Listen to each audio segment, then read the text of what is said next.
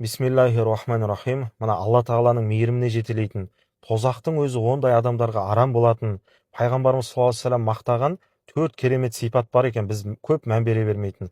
Пайғамбарымыз бір хадисінде айтады, тозақтың оты кімдерге арам болатын айтайын ба дейді. Сөзін жалғап айтады екен, адамдарға, жақын адамдарға дейді, ең бірінші сипаты. Екіншісі қарапайым болғандарға, өзгелерге жұмсақ болғандарға, қиындатпай, өзгелерге әрбір ісі жеңіл болған әрбір жанға деп айтады екен. Пайғамбарымыз саллаллаху алейхи вассаламның өзі сөзі осы сұрақ қою арқылы бастауы осы төрт сипаттың өте маңызды екендігін ескертеді дейді. Яғни Алла Тағала осы бір сипаттағы адамдардың тәнін де, жанын да қияметтің күні тозақтың азабынан мәңгілікке сақтайды екен.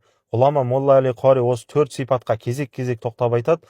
Қариб деп отырғанымыз, яғни тәкаппарланып адамдардан қашпайтын, үлкені болсын, кішісі болсын, байы болсын, кедейі болсын, бәрімен бірдей жылы жүзбен араласатын адамдарға жақын адамды айтады екен.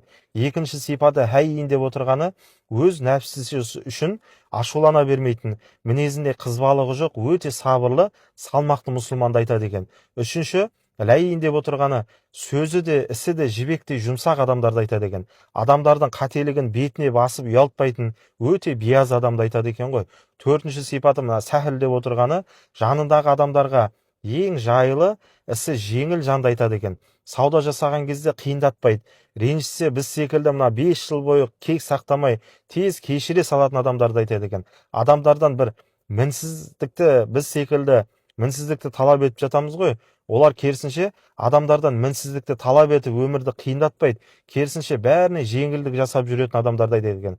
Осы төрт қасиет кімнің бойынан табылса, бұл оның ішкі дүниесінің тазалығын, жүрегінде титтей болсын тәкаппарлық пен бір қаталдықтың жоқтығын көрсетеді екен. Алла Тағала баршамызға бір-бірімізге мейірімді болуды нәсіп етіп, Алла Тағала өз мейіріміне біздерді бөлесін деп, өз панасын алсын деп тілейміз.